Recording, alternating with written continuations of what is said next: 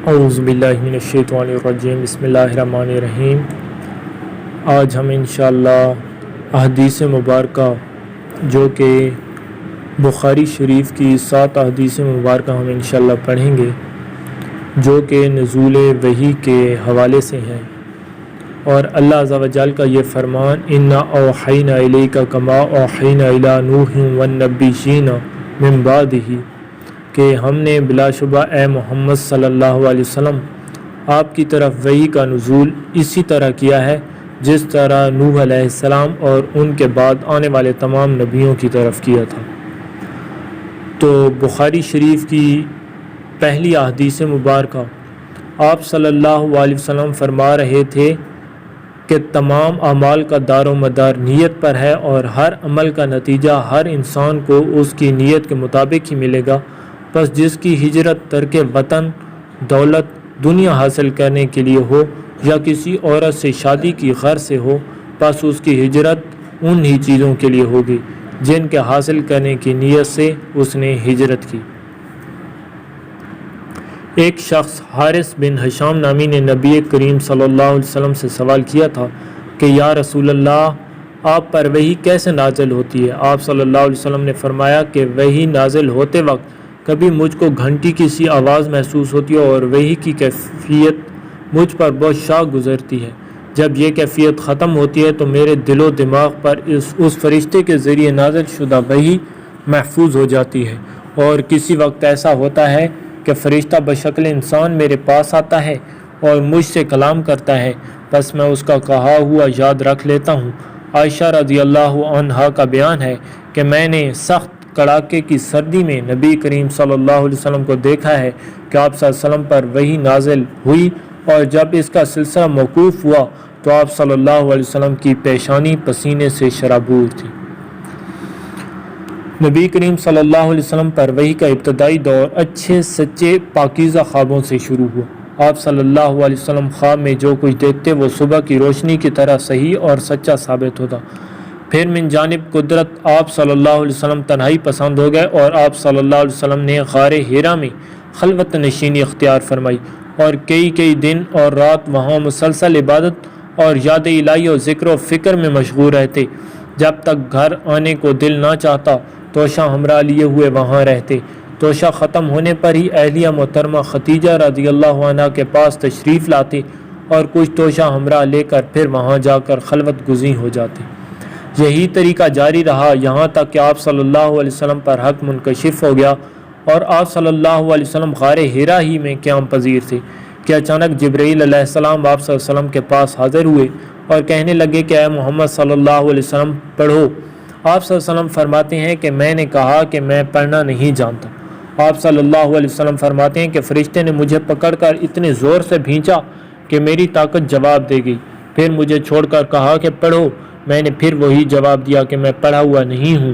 اس فرشتے نے مجھ کو نہایت ہی زور سے بھینچا کہ مجھ کو سخت تکلیف محسوس ہوئی، پھر اس نے کہا کہ پڑھ۔ میں نے کہا میں پڑھا ہوا نہیں ہوں۔ فرشتے نے تیسری بار مجھ کو پکڑا اور تیسری مرتبہ پھر مجھ کو بھینچا، پھر مجھے چھوڑ دیا اور کہنے لگا کہ پڑھو اپنے رب کے نام کی مدد سے جس نے پیدا کیا اور انسان کو خون کی پھٹکی سے بنایا۔ پڑھو، اور آپ کا رب بہت ہی مہربانیاں کرنے والا ہے۔ بس یہی آیتیں آپ صلی اللہ علیہ وسلم جبرائیل علیہ السلام سے سن کر اس حال میں غار حرا سے واپس ہوئے کہ آپ صلی اللہ علیہ وسلم کا دل اس انوکھے واقعے سے کانپ رہا تھا۔ آپ صلی اللہ علیہ وسلم ختیجہ کے ہاں تشریف لائے اور فرمایا کہ مجھے کمبل اوڑھا دو، مجھے کمبل اوڑھا دو۔ لوگوں نے آپ صلی اللہ علیہ وسلم کو کمبل اوڑھا دیا۔ جب آپ صلی اللہ علیہ وسلم کا ڈر جاتا رہا تو آپ صلی اللہ علیہ وسلم نے اپنی زوجہ محترمہ ختیجہ رضی اللہ عنہا کو تفصیل کے ساتھ یہ واقعہ سنایا اور فرمانے لگے کہ مجھ کو اب اپنی جان کا خوف ہو گیا ہے۔ آپ صلی اللہ علیہ وسلم کی اہلیہ محترمہ ختیجہ رضی اللہ عنہا نے آپ صلی اللہ علیہ وسلم کی ڈھارس بندھائی اور کہا کہ آپ کا خیال صحیح نہیں ہے، اللہ کی قسم آپ کو اللہ کبھی رسوا نہیں کرے گا۔ آپ تو اخلاق فاضلہ کے مالک ہیں، آپ تو کنبہ پرور ہیں، بے کسوں کا بوجھ اپنے سر پر رکھ لیتے ہیں، مفلسوں کے لیے آپ کماتے ہیں، مہمان نوازی میں آپ بے مثال ہیں، اور مشکل وقت میں آپ امر حق کا ساتھ دیتے ہیں۔ ایسے اوصاف حسنہ والا انسان یوں بے وقت ذلت و خواری کی موت نہیں پا سکتا۔ پھر مزید تسلی کے لیے خدیجہ رضی اللہ عنہا آپ صلی اللہ علیہ وسلم کو ورقہ بن نوفل کے پاس لے گئیں جو ان کے چچا زاد بھائی تھے اور زمانے جاہلیت میں نصرانی مذہب اختیار کر چکے تھے اور عبرانی زبان کے کاتب تھے۔ چنانچہ انجیل کو بھی حسب منشائے خداوندی عبرانی زبان میں لکھا کرتے تھے۔ انجیل سریانی زبان میں نازل ہوئی تھی، پھر اس کا ترجمہ عبرانی زبان میں ہوا۔ ورقہ اس کو لکھتے تھے، وہ بہت بوڑھے ہو گئے تھے، یہاں تک کہ ان کی بینائی بھی رخصت ہو چکی تھی۔ خدیجہ رضی اللہ عنہا نے ان کے سامنے آپ صلی اللہ علیہ وسلم کے حالات بیان کیے اور کہا، اے چچا زاد بھائی، اپنے بھتیجے محمد صلی اللہ علیہ وسلم کی زبانی ذرا ان کی کیفیت سن لیجئے۔ وہ بولے کہ بھتیجے، آپ نے جو کچھ دیکھا ہے اس کی تفصیل سناؤ۔ چنانچہ آپ صلی اللہ علیہ وسلم نے از اول تا آخر پورا واقعہ سنایا، جسے سن کر ورقہ بے اختیار ہو کر بول اٹھے کہ یہ تو وہی ناموس معزز رازاں فرشتہ ہے جسے اللہ تعالیٰ نے موسیٰ علیہ السلام پر وحی دے کر بھیجا تھا۔ کاش میں آپ کے اس عہد نبوت کے شروع ہونے پر جوان عمر ہوتا، کاش میں اس وقت تک زندہ رہتا جبکہ آپ کی قوم آپ کو اس شہر سے نکال دے گی۔ رسول اللہ صلی اللہ علیہ وسلم نے یہ سن کر تعجب سے پوچھا کہ کیا وہ لوگ مجھ کو نکال دیں گے، حالانکہ میں تو ان میں صادق و امین مقبول ہوں۔ ورقہ بولا، ہاں یہ سب کچھ سچ ہے، مگر جو شخص بھی آپ کی طرح امر حق لے کر آیا لوگ اس کے دشمن ہی ہو گئے ہیں۔ اگر مجھے آپ کی نبوت کا وہ زمانہ مل جائے تو میں آپ کی پوری مدد کروں گا۔ مگر ورقہ کچھ دنوں کے بعد انتقال کر گئے، پھر کچھ عرصہ تک وحی کی آمد موقوف رہی۔ آپ صلی اللہ علیہ وسلم نے وحی کے رک جانے کے زمانے کے حالات بیان فرماتے ہوئے کہا ہے کہ ایک روز میں چلا جا رہا تھا کہ اچانک میں نے آسمان کی طرف ایک آواز سنی اور میں نے اپنا سر آسمان کی طرف اٹھایا، کیا دیکھتا ہوں کہ وہی فرشتہ جو میرے پاس غار حرا میں آیا تھا وہ آسمان و زمین کے بیچ میں ایک کرسی پر بیٹھا ہوا ہے۔ میں اس سے ڈر گیا اور گھر آنے پر میں نے پھر کمبل اوڑھنے کی خواہش ظاہر کی۔ اس وقت اللہ پاک کی طرف سے یہ آیات نازل ہوئی، اے لحاف اوڑھ کر لیٹنے والے، اٹھ کھڑا ہو اور لوگوں کو عذاب الہی سے ڈرا اور اپنے رب کی بڑائی بیان کر اور اپنے کپڑوں کو پاک صاف رکھ اور گندگی سے دور رہ۔ اس کے بعد وہی تیزی کے ساتھ پے در پے آنے لگی۔ اس حدیث کو یحییٰ بن بکیر کے علاوہ لیث بن سعد سے عبداللہ بن یوسف اور ابو صالح نے بھی روایت کیا ہے، اور عقیل کے علاوہ ظاہری سے ہلال بن رواد نے بھی روایت کیا ہے۔ یونس اور معمر نے اپنی روایت میں لفظ فوادہ کی جگہ بوادہ نقل کیا ہے۔ انہوں نے ابن عباس رضی اللہ عنہما سے کلام الہی لا تحرک بہ لسانک لتعجل بہ کی تفسیر کے سلسلے میں سنا کہ رسول اللہ صلی اللہ علیہ وسلم نزول قرآن کے وقت بہت سختی محسوس فرمایا کرتے تھے، اور اس کی علامتوں میں سے ایک یہ تھی کہ یاد کرنے کے لیے آپ اپنے ہونٹوں کو ہلاتے تھے۔ ابن عباس رضی اللہ عنہما نے کہا، میں اپنے ہونٹ ہلاتا ہوں جس طرح آپ ہلاتے تھے۔ سعید کہتے ہیں، میں بھی اپنے ہونٹ ہلاتا ہوں جس طرح ابن عباس رضی اللہ عنہما کو میں نے ہلاتے ہوئے دیکھا۔ پھر انہوں نے اپنے ہونٹ ہلائے۔ ابن عباس رضی اللہ عنہما نے کہا، پھر یہ آیت اتری کہ اے محمد، قرآن کو جلد جلد یاد کرنے کے لیے اپنی زبان نہ ہلاؤ، اس کا جمع کرنا اور پڑھا دینا ہمارے ذمہ ہے۔ ابن عباس رضی اللہ عنہما کہتے ہیں، یعنی قرآن آپ صلی اللہ علیہ وسلم کے دل میں جما دینا اور پڑھا دینا ہمارے ذمہ ہے، پھر جب ہم پڑھ چکیں تو اس پڑھے ہوئے کی اتباع کرو۔ ابن عباس رضی اللہ عنہما فرماتے ہیں، اس کا مطلب یہ ہے کہ آپ صلی اللہ علیہ وسلم اس کو خاموشی کے ساتھ سنتے رہو، اس کے بعد مطلب سمجھا دینا ہمارے ذمہ ہے، پھر یقیناً یہ ہماری ذمہ داری ہے کہ آپ اس کو پڑھو، یعنی اس کو محفوظ کر سکو۔ چنانچہ اس کے بعد جب آپ کے پاس جبرائیل علیہ السلام وحی لے کر آتے تو آپ توجہ سے سنتے، جب وہ چلے جاتے تو رسول اللہ صلی اللہ علیہ وسلم اس وحی کو اسی طرح پڑھتے جس طرح جبرائیل علیہ السلام نے اسے پڑھا تھا۔ رسول اللہ صلی اللہ علیہ وسلم سب لوگوں سے زیادہ جواد یعنی سخی تھے، اور رمضان میں دوسرے اوقات کے مقابلے میں جب جبرائیل علیہ السلام آپ صلی اللہ علیہ وسلم سے ملتے بہت ہی زیادہ جود و کرم فرماتے۔ جبرائیل علیہ السلام رمضان کے ہر رات میں آپ صلی اللہ علیہ وسلم سے ملاقات کرتے اور آپ صلی اللہ علیہ وسلم کے ساتھ قرآن کا دورہ کرتے۔ غرض نبی کریم صلی اللہ علیہ وسلم لوگوں کو بھلائی پہنچانے میں بارش لانے والی ہوا سے بھی زیادہ جود و کرم فرمایا کرتے تھے۔ ہرقل شاہ روم نے ان کے پاس قریش کے قافلے میں ایک آدمی بلانے کو بھیجا، اور اس وقت یہ لوگ تجارت کے لیے ملک شام گئے ہوئے تھے۔ اور یہ وہ زمانہ تھا جب رسول اللہ صلی اللہ علیہ وسلم نے قریش اور ابو سفیان سے ایک وقتی عہد کیا ہوا تھا۔ جب ابو سفیان اور دوسرے لوگ ہرقل کے پاس ایلیا پہنچے جہاں ہرقل نے دربار طلب کیا تھا، اس کے گرد روم کے بڑے بڑے لوگ، علماء، وزراء، عمراء بیٹھے ہوئے تھے۔ ہرقل نے ان کو اور اپنے ترجمان کو بلوایا، پھر ان سے پوچھا کہ تم میں سے کون شخص مدعی رسالت کا زیادہ قریبی عزیز ہے؟ ابو سفیان کہتے ہیں کہ میں بول اٹھا کہ میں اس کا سب سے زیادہ قریبی رشتہ دار ہوں۔ یہ سن کر ہرقل نے حکم دیا کہ اس کو ابو سفیان کو میرے قریب لا کر بیٹھاؤ اور اس کے ساتھیوں کو اس کی پیٹھ کے پیچھے بیٹھا دو۔ پھر اپنے ترجمان سے کہا کہ ان لوگوں سے کہہ دو کہ میں ابو سفیان سے اس شخص کے یعنی محمد صلی اللہ علیہ وسلم کے حالات پوچھتا ہوں۔ اگر یہ مجھ سے کسی بات میں جھوٹ بول دے تو تم اس کا جھوٹ ظاہر کر دینا۔ ابو سفیان کا قول ہے کہ اللہ کی قسم اگر مجھے یہ غیرت نہ آتی کہ یہ لوگ مجھ کو جھٹلائیں گے تو میں آپ صلی اللہ علیہ وسلم کی نسبت ضرور غلط گوئی سے کام لیتا۔ خیر، پہلی بات جو ہرقل نے مجھ سے پوچھی وہ یہ ہے کہ اس شخص کا خاندان تم لوگوں میں کیسا ہے؟ میں نے کہا وہ تو بڑے اونچے عالی نسب والے ہیں۔ کہنے لگا اس سے پہلے بھی کسی نے تم لوگوں میں ایسی بات کہی تھی؟ میں نے کہا نہیں۔ کہنے لگا اچھا اس کے بڑوں میں کوئی بادشاہ ہوا ہے؟ میں نے کہا نہیں۔ پھر اس نے کہا بڑے لوگوں نے اس کی پیروی اختیار کی یا کمزوروں نے؟ میں نے کہا نہیں، کمزوروں نے۔ پھر کہنے لگا اس کے تابعدار روز بروز بڑھتے جاتے ہیں یا کوئی ساتھی پھر بھی جاتا ہے؟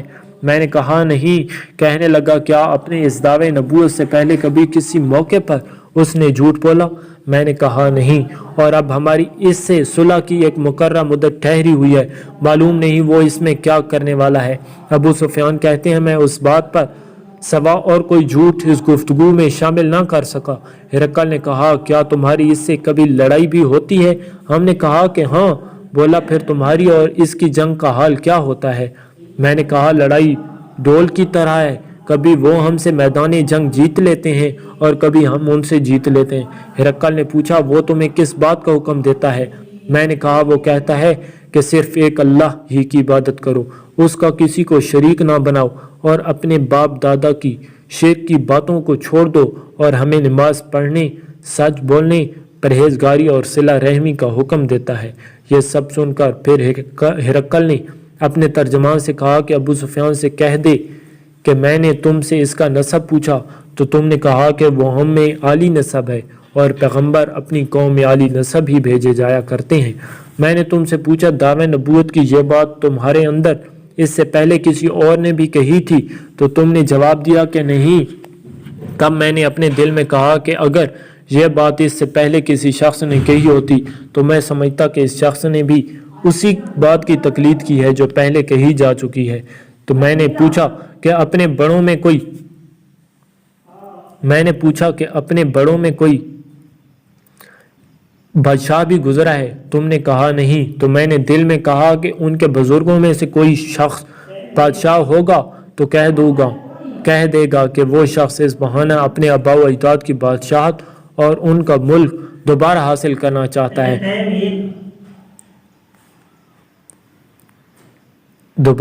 کرنا چاہتا ہے۔ اور میں نے تم سے پوچھا کہ اس بات کے کہنے یعنی پیغمبری کا دعویٰ کرنے سے پہلے تم نے کبھی اس کو دروغ گوئی کا الزام لگایا ہے؟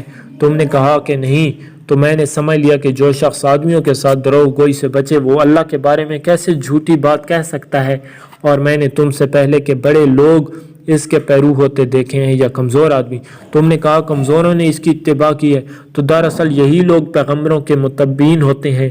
اور میں نے تم سے پوچھا کہ اس کے ساتھی بڑھ رہے ہیں یا کم ہو رہے ہیں؟ تم نے کہا کہ وہ بڑھ رہے ہیں، اور ایمان کی کیفیت یہی ہوتی ہے حتیٰ کہ وہ کامل ہو جاتا ہے۔ اور میں نے تم سے پوچھا کہ آیا کوئی شخص اس کے دین سے ناخوش ہو کر مرتد بھی ہو جاتا ہے؟ تم نے کہا نہیں۔ تو ایمان کی خاصیت بھی یہی ہے کہ جن کے دلوں میں اس کی مسرت رچ بس جائے وہ اس سے لوٹا نہیں کرتے۔